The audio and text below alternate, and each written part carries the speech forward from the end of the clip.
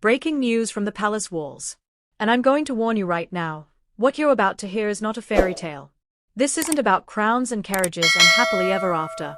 This is about something far more human, far more painful, and honestly, far more devastating than anything the tabloids have ever printed. 3 weeks. That's how long Harry had been trying to pretend he was fine. 3 weeks of lying awake at night, staring at the same photo until his vision blurred, hoping that if he looked just one more time, the world would make sense again. 3 weeks of telling himself he wasn't losing his mind, he was just overthinking. But deep down, he knew he wasn't. Can you imagine this? The ache of loving someone so deeply that even when the truth sits right in front of you, you pray it isn't real. The desperate hope that your eyes are deceiving you, that your instincts are wrong, that the person you built your entire life around couldn't possibly have been playing a role you never knew existed.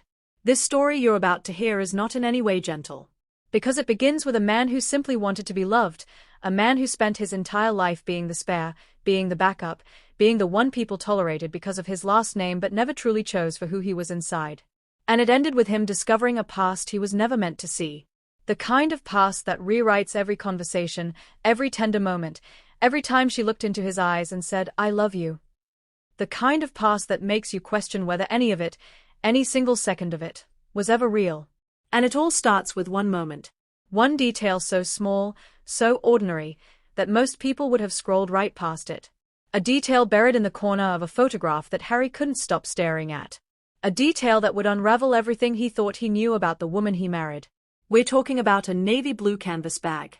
That's it. That's where this nightmare began. With a bag bearing gold letters that spelled out 2 words, Soho House. Now, to most people watching that Croatia yacht photo scandal unfold, that bag meant nothing. It was background noise. A random accessory in a controversial image. But to Harry, once he noticed it, once those gold letters burned themselves into his consciousness, that bag became the thread that, when pulled, would unravel his entire reality. Because Harry knew what Soho House meant. He knew it wasn't just some trendy club where celebrities grabbed cocktails. He knew it was a network. A system. A world where nothing happened by accident and everyone who gained access had been vetted, positioned, and carefully placed by people who understood exactly how power and influence actually worked. And Meghan had lived inside that world for years. The question that kept Harry awake for 3 straight weeks was simple, devastating, and impossible to ignore. Was our meeting really an accident? Or was I always the target? By the time you finish this investigation with us, you're going to understand why that question broke him. Why it sent him spiraling into the darkest period of his life. And why the truth he discovered was so much worse than anything he could have imagined. So before we dive into what Harry found, before we examine the network, the money, the carefully orchestrated coincidences that brought them together, I need you to ask yourself something. If you discovered that the love story you believed in was actually a strategic operation, how would you survive that? How would you look at that person again? How would you keep breathing? Because Harry barely did. Let's begin where this unraveling truly starts, with a man staring at a photograph, unable to sleep, unable to look away, knowing that once he starts pulling this thread, his entire life is going to come apart. Harry didn't know why he kept staring at that Croatia photo. It had already been 3 weeks since the yacht pictures exploded online, 3 weeks of media coverage and public speculation and endless commentary about Meghan's past connections. But something inside him refused to let it go. He would zoom in, zoom out, stare at it, leave, come back, stare again. It was like the image was hiding a secret from him, and he could feel it pressing against his consciousness, demanding to be seen. Can you imagine this? You're looking at a photo of your wife from years before you met her. She's on a yacht in Croatia. She's laughing, carefree, surrounded by people you don't recognize. And every logical part of your brain says, this was before you. This doesn't matter. Let it go. But your gut, that primal instinct that knows when something's wrong, won't let you stop looking. That's where Harry was. Trapped between what he wanted to believe and what his instincts were screaming at him. Then one night, his eyes caught something he had never noticed before. On the yacht's deck, pushed off to the side, almost out of frame, was a small navy blue canvas bag. Nothing fancy. Nothing loud. Just a simple bag with gold lettering on the front. Soho House. Harry's stomach flipped. This wasn't just a rich person's yacht. This was a Soho House member yacht. The same elite, members-only club that Meghan had lived inside for years. The same place where every room, every event, every dinner, Every whisper carried power and possibility. And suddenly, something that once felt like a coincidence didn't feel like one anymore. Let me explain why this bag mattered so much. Because to most people, Soho House is just an exclusive club chain. Fancy hotels, nice restaurants, celebrity sightings. But to people who understand how power actually works in elite circles, Soho House is something else entirely. It's a network. A carefully curated ecosystem where ambitious people get access to powerful people.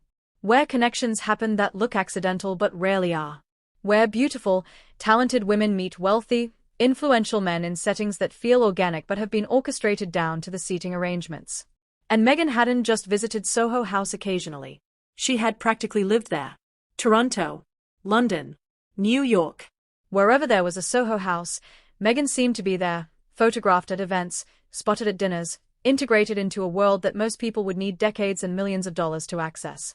Harry knew all this. He'd been part of that world himself, the London Soho House scene, the elite parties, the carefully managed social ecosystem. But he had always thought Meghan's involvement was incidental. That she just happened to be in those spaces because of her acting career. That her friendship with Marcus Anderson, one of Soho House's most connected consultants, was just a normal Hollywood friendship. But now, staring at that bag, Harry felt his chest tighten. What if it wasn't incidental? What if Meghan's entire presence in that world had been strategic, cultivated, and designed for a specific purpose? What if I was that purpose?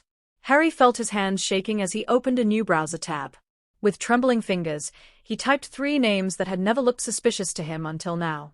Soho House. Marcus Anderson. Meghan Markle. The search results loaded, and Harry's blood ran cold. Because what he found over the next several hours would shatter every assumption he'd ever made about how he and Meghan met, who was pulling the strings behind the scenes, and whether any of the luck that brought them together was actually luck at all. Let me ask you something. Have you ever had that moment where you realize you've been seeing the world completely wrong? Where a pattern you missed suddenly becomes so obvious you can't believe you didn't see it before? Drop a comment if you've ever had that sickening realization, because I want you to know you're not alone. And Harry wasn't alone either. Even though in that moment, staring at his computer screen in the middle of the night, he felt more isolated than he'd ever felt in his life. Now, before we dive into what Harry discovered about Marcus Anderson, and trust me, what he found is going to make you see this entire relationship in a completely different light, I need to give you some context about how Soho House actually operates. Because this isn't just about exclusive clubs and fancy parties. This is about a system. A network that connects ambitious people with powerful people in ways that look natural but are actually extraordinarily calculated. And Meghan wasn't just part of that system. According to what Harry was about to discover, she was one of its most successful products. We're going to take a quick breath here, but when we come back, we're diving deep into who Marcus Anderson really is, what he actually does behind the scenes, and why Harry's discovery of Marcus's true role sent him into 3 weeks of sleepless panic. Stay with us. Because once you understand what Marcus does, what he's done for dozens of ambitious women over the years, you're going to understand exactly why Harry felt like his entire marriage had been a lie. Harry always thought Marcus Anderson was just Meghan's quirky friend from Toronto. A friendly, stylish guy who loved social events and happened to work in the hospitality industry. Someone who was fun to have around, who knew how to throw a good party, who had a knack for making connections. But what Harry found now didn't match the man he thought he knew. Marcus wasn't simply in the scene. He was the scene. Old society blogs. Deleted interviews. Archived magazines hidden behind broken links. Pages that Harry had to dig for like a detective, clicking through internet archives and cached versions of articles that had mysteriously disappeared from public view. They all said the same thing. Marcus Anderson wasn't just a consultant at Soho House. He was what insiders called an access broker. He connected ambitious, beautiful women with powerful, wealthy men. He introduced actresses to producers, models to investors, newcomers to established elites. Someone in one article described him as the man who makes sure the right people meet. Can you imagine this? You think your wife's friend is just a nice guy who works in hospitality, and then you discover he's essentially running a strategic matchmaking operation for women trying to climb social and professional ladders. Every article Harry found painted the same picture. Marcus didn't attend parties. He engineered them. He didn't just have connections. He weaponized them. He didn't simply introduce people.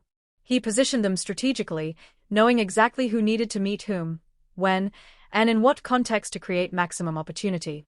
Harry leaned back in his chair, heart pounding. He felt foolish. How had he never questioned Marcus's presence? The front row seat at their wedding. The whispered conversations Harry would walk in on between Marcus and Meghan that would stop the moment he entered the room. The strange sense that Marcus was always nearby, always watching, always seeming to know things before Harry did. But then the realization hit him even harder. What if Marcus wasn't just Meghan's friend? What if he was her handler? That thought, that single, devastating possibility, sent Harry down a research rabbit hole he couldn't climb out of. He clicked another link. An old photo collection from Toronto's social scene, circa 2011 to 2014. Back when Meghan was filming Suits, back when she was supposedly just a working actress trying to make it in a competitive industry. But the photos told a different story. There was Meghan at a Soho House charity gala in 2013, dressed in designer clothes that Harry knew she couldn't afford on a cable TV salary, standing next to a hedge fund executive whose name Harry recognized from British Society pages. There was Meghan at a polo match in 2014, not just any polo match, but one of the elite British charity polo events where Harry himself had played. She was in the VIP section, laughing with people who would later become part of Harry's inner circle. There was Meghan at art openings, at private dinners, at yacht weeks in locations where the global elite gathered, always impeccably dressed, always photographed with exactly the right people, always one degree of separation from Harry's world. And in almost every photo, somewhere in the background or standing right beside her, was Marcus Anderson. The next 6 hours would change everything Harry believed about his wife, his past, and even the story of how they met. Because as Harry dug deeper, as he cross-referenced dates and locations and guest lists, a pattern emerged that was too consistent to be coincidental. Meghan had been in Harry's orbit for years before they randomly met through a mutual friend in 2016. She had been at events connected to his charities, at parties attended by his friends, at locations where Harry was scheduled to appear, sometimes on the same day, sometimes the day before or after, always just close enough to be in the same social ecosystem but not so obvious as to seem like she was following him. And Marcus had been there too. Always nearby. Always facilitating. Always making sure Meghan had access to the right rooms, the right events, the right people. Harry didn't want to believe any of it. Every part of him hoped he was misunderstanding what he found. That the photos, the overlaps, the timelines were just strange coincidences. But that hope shattered the moment he picked up the phone. Late at night, when the house was quiet and Meghan was asleep, Harry called someone he hadn't spoken to in years. A former Soho House member from his London party days. Someone who knew that world better than anyone else. Someone who wouldn't lie to protect anyone's feelings. When the man answered, Harry's voice was barely a whisper. "I need to ask you about Marcus Anderson." There was silence on the other end. A long one. And then the man sighed. Can you imagine being that friend? Getting a call at midnight from a prince you haven't spoken to in years, hearing the desperation in his voice, knowing that what you're about to tell him is going to destroy his entire world? But the friend knew. He'd always known. He'd just never thought it was his place to say anything. For the next 40 minutes, Harry heard a truth he was never supposed to hear. Let me know in the comments. If you were that friend, would you have told Harry the truth years ago? Or would you have stayed silent and let him live in blissful ignorance?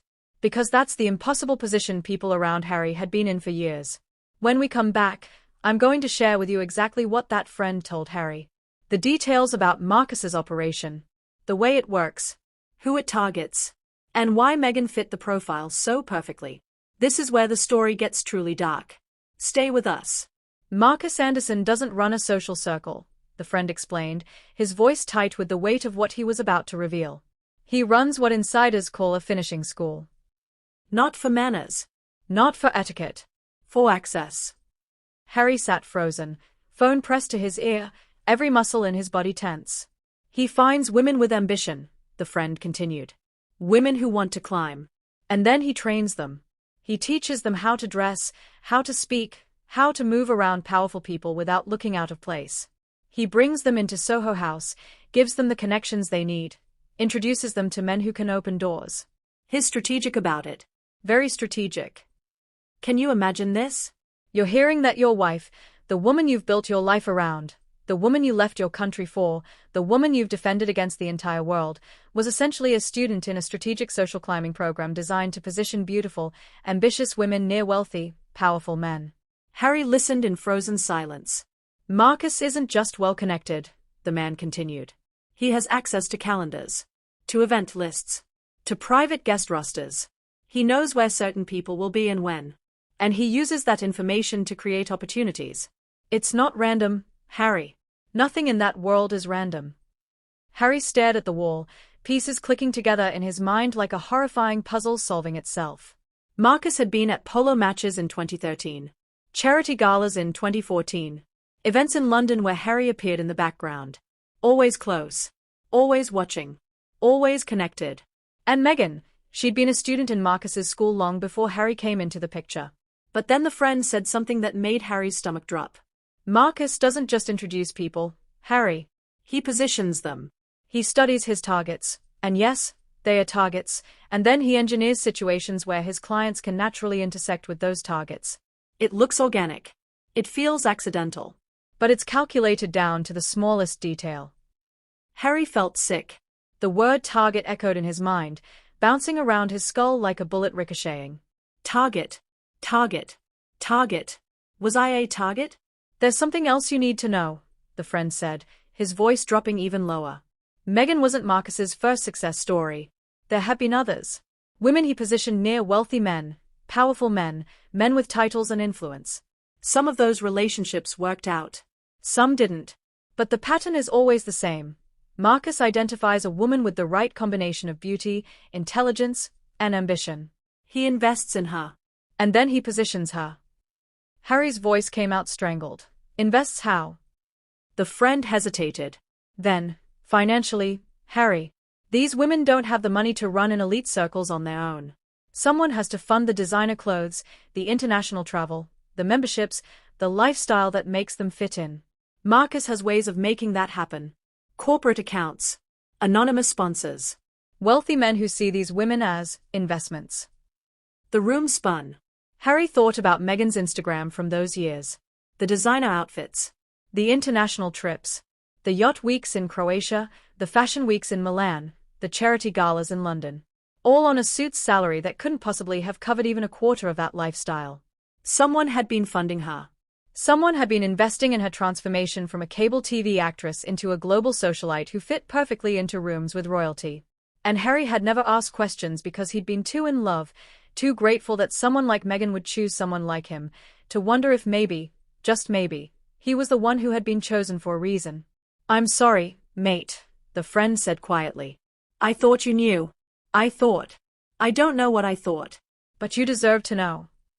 The call ended. Harry sat in the dark, unable to move, unable to think, unable to do anything except replay every moment of his relationship through this new, horrifying lens. The blind date arranged by a mutual friend. Was it really blind? Or had Marcus orchestrated it, knowing exactly where Harry would be, making sure Meghan was positioned perfectly to accidentally meet him? The way Meghan seemed to understand royal protocols so quickly. Had she been coached? Prepared? Trained specifically for the role of royal wife? The instant connection he felt with her, was it real chemistry? Or was it the result of her being strategically briefed on his interests, his vulnerabilities, his desperate need to be loved for himself rather than his title? Can you imagine living through this? The person you trusted most in the world suddenly becoming a stranger. Every memory recontextualized. Every tender moment potentially calculated. Harry wanted to scream. But the house was quiet, and Meghan was sleeping peacefully in the next room, and he couldn't let her know what he'd discovered because he didn't know what to do with the information yet. So he just sat there, in the dark, feeling his world crumble into dust. Let me ask you, if you discovered your relationship had been engineered by someone else, could you ever look at your partner the same way again? Even if they genuinely fell in love with you after the initial setup, would it matter that the beginning was calculated? Drop your thoughts in the comments. Because this is the impossible question Harry is living with. When we come back, we're going to look at the money trail. Because once Harry understood Marcus's role, the next question became unavoidable. How did Meghan afford all of this? Who was funding her climb into Harry's world? And what did they expect in return? The answers are going to make your skin crawl. Stay with us. Once Harry understood what Marcus really did, another question began eating at him. A question he'd never asked before because he'd been too blinded by love, too grateful to have found someone who seemed to want him for him, too desperate to believe in the fairy tale. How did Meghan afford all of this? Her flights across Europe. Her designer clothes.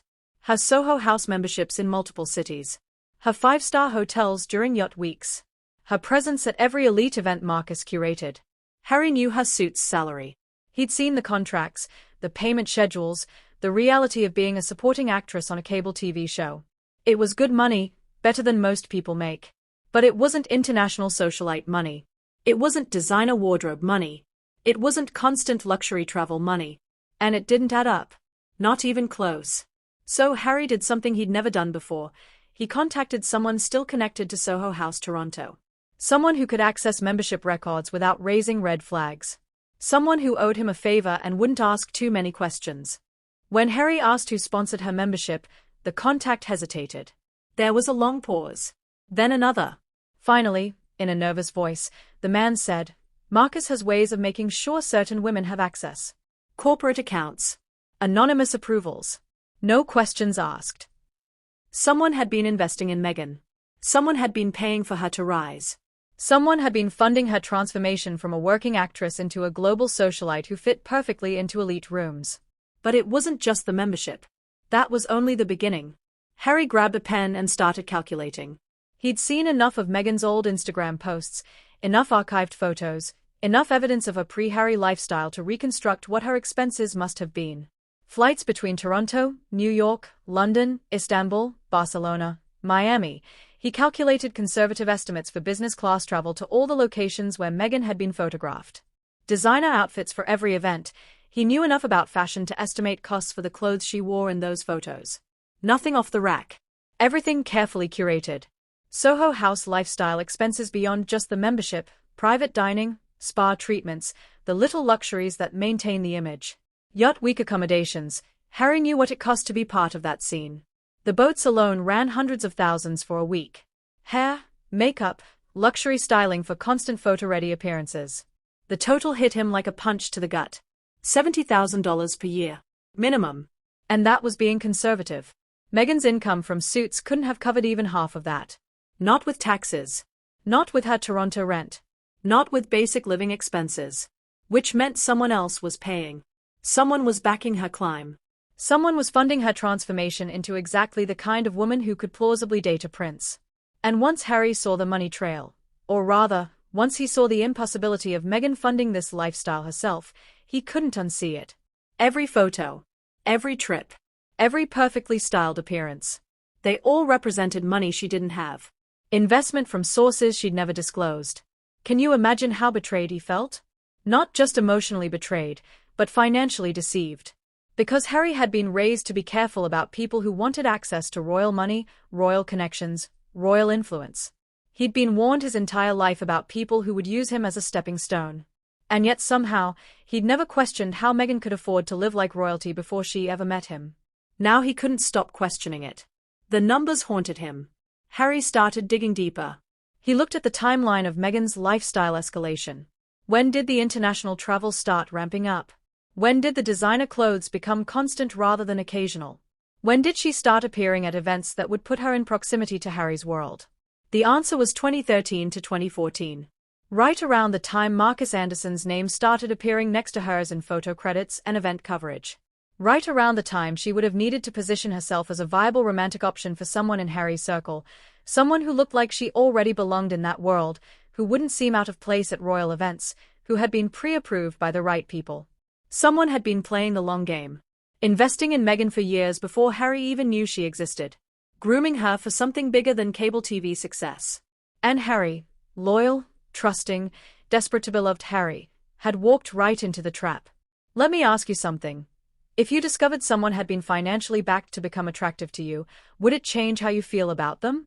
Even if they genuinely fell in love with you, does the strategic foundation poison the whole relationship? Tell me in the comments what you think. Because Harry is living this nightmare, and there's no good answer. Now, we're about to look at something that's going to make all of this even more devastating.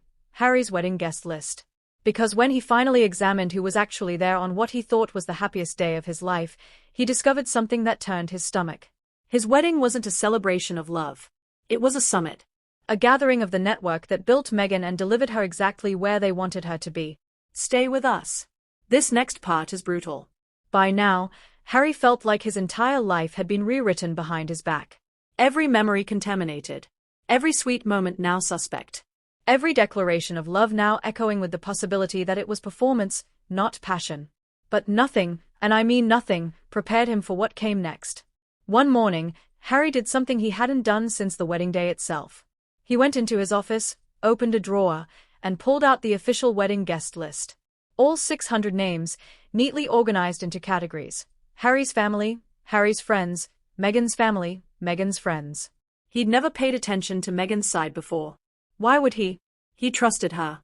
He assumed her guests were people who genuinely loved her, who wanted to celebrate their union, who were there because they cared. But now he looked with new eyes. And what he found shattered whatever innocence he had left. Marcus Anderson, front row.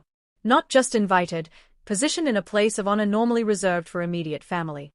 Jessica Mulrooney, Soho House regular, close friend of Marcus, constantly photographed at Soho House events. Misha Nonu, the woman who supposedly arranged their blind date, also a Soho House member with deep ties to Marcus's network.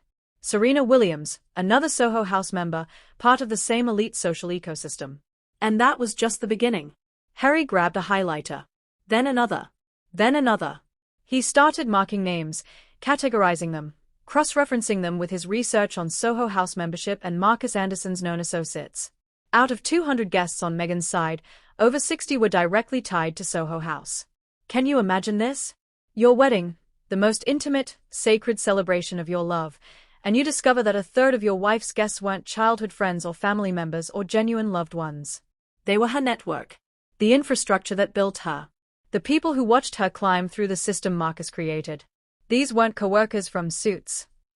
They weren't Hollywood colleagues she'd bonded with over years of auditions and rejections. They were the elite social climbers and gatekeepers who had facilitated her transformation from cable TV actress to royal bride. Harry kept digging through the photos from that day. And then he saw something that made his stomach turn. A photo from the reception.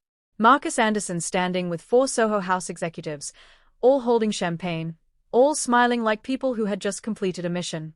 Not the joy of friends celebrating a wedding. The satisfaction of professionals who had executed a plan flawlessly. Harry realized something he wished he could unrealize. His wedding wasn't a celebration of love. It was a summit. A gathering of the network that built Meghan and delivered her exactly where they needed her to be. Think about what that means. On what was supposed to be the most genuine, unguarded day of his life, Harry was surrounded by people who had actively participated in engineering his relationship. People who knew things about Meghan's preparation that he didn't know. People who understood the strategic nature of this union in ways he'd been too naive to see. And they all smiled at him, congratulated him, toasted his happiness, while knowing what he didn't, that this entire romance had been a coordinated effort. Harry started going through the wedding photos more systematically now, looking for patterns he'd missed the first time. There was Meghan talking to a Soho House board member during the reception, a conversation that looked casual but probably wasn't. There was Marcus whispering something to one of Meghan's bridesmaids, both of them glancing toward Harry. There were clusters of Soho House-connected guests all throughout the reception, mingling, networking, treating this royal wedding like what it apparently was for them. A victory celebration for their network. Can you imagine being Harry right now? Going through what should be cherished memories and seeing them transform into evidence of deception? Every smile now looked calculated. Every warm moment now felt staged. Every instance of Meghan's friends being kind to him now seemed like professional courtesy rather than genuine affection. The wedding video was worse. Harry forced himself to watch it with this new understanding, and what he saw made him physically ill. The way Marcus positioned himself in almost every group photo that included Meghan. The way certain guests seemed to be watching Harry and Meghan with assessment rather than joy. The way Meghan herself moved through the reception. Not like a bride lost in the moment, but like someone working a room, making sure she connected with every important person, never forgetting to play her part. Maybe he was seeing things that weren't there. Maybe his paranoia was making him interpret innocent moments as sinister. But he couldn't shake the feeling that everyone at his wedding knew something he didn't. That he'd been the only one celebrating genuine love while everyone else was celebrating a successful strategic operation. Let me ask you. If you discovered your wedding had been infiltrated by people with hidden agendas, could you ever look at those photos again? Could you ever watch that video without feeling betrayed? Drop your thoughts below. Because Harry can't. Now we're heading into the final and most devastating revelation. The one that broke Harry completely. The one that showed him his own family had tried to warn him, tried to save him, tried to prevent this exact disaster. And he'd ignored them. Shut them out. Accused them of being prejudiced and controlling. When really, they'd just known the truth. Stay with us for this final chapter. It's heartbreaking. Harry wasn't sleeping anymore. He wasn't eating much either. His days were filled with searching, checking, cross-referencing, trying to breathe normally through the panic that now lived permanently in his chest. But there was one thing he hadn't touched yet. Something he had avoided for years, buried so deep in his phone's memory that he'd almost forgotten it existed. His voicemail archive. A quiet memory he had suppressed suddenly came back, creeping into his consciousness like poison. William had left him messages before the engagement. Multiple messages. Urgent messages. And Harry had never listened to them. His hands shook as he scrolled through years of recordings. Reminders. Forgotten notes. Messages from people he'd cut off when he chose Meghan over everyone else. Then he saw it. November 2017. Just weeks before he proposed. A voicemail he remembered angrily ignoring. A voicemail he'd deleted, or thought he'd deleted, while telling himself William was just being controlling, just being prejudiced, just being unable to accept that Harry had found real love. But somehow it was still there, backed up in some cloud archive, waiting for him to finally be ready to hear the truth. Harry pressed play. William's voice filled the room. Calm. Serious. Almost begging. Harry, you need to listen to me. Palace security ran a background check. Meghan has been part of the Soho House crowd for years. Marcus Anderson's reputation is well known in certain circles. He positions women. We have photos of her at events connected to your world since 2014. This isn't random. Please look into this before you propose. I'm not trying to control you. I'm trying to protect you. Harry froze. He replayed it, then replayed it again. His brother wasn't being jealous. Wasn't trying to sabotage his happiness. Wasn't exercising some archaic royal control over his personal life. William had intel. Real intelligence from Palace security. Professional investigators who had uncovered exactly what Harry was only now discovering on his own, 3 years too late. Harry found 2 more voicemails. Each one more desperate than the last. In one, William detailed how security had found Meghan at events connected to Harry's charity donors, not as a guest of those charities, but as part of the Soho House network that orbited those donors. In another message, William warned that Marcus Anderson had deep ties to people in Harry's circle. That this wasn't conspiracy theory, this was documented connection. That someone was positioning Meghan, and Harry needed to ask himself why. Can you imagine this? Your brother, the person who's known you your entire life, who has no reason to hurt you, who has everything to lose by opposing your happiness, leaves you desperate messages begging you to investigate before you make the biggest decision of your life. And you delete them without listening because you're so convinced everyone's against you, so certain that you've finally found someone who loves you for you, so desperate to prove everyone wrong. Harry had shut the door in his brother's face. Accused William of being unsupportive. Claimed the family was racist, controlling, unable to accept Meghan because she didn't fit their outdated standards. When really, they'd just known.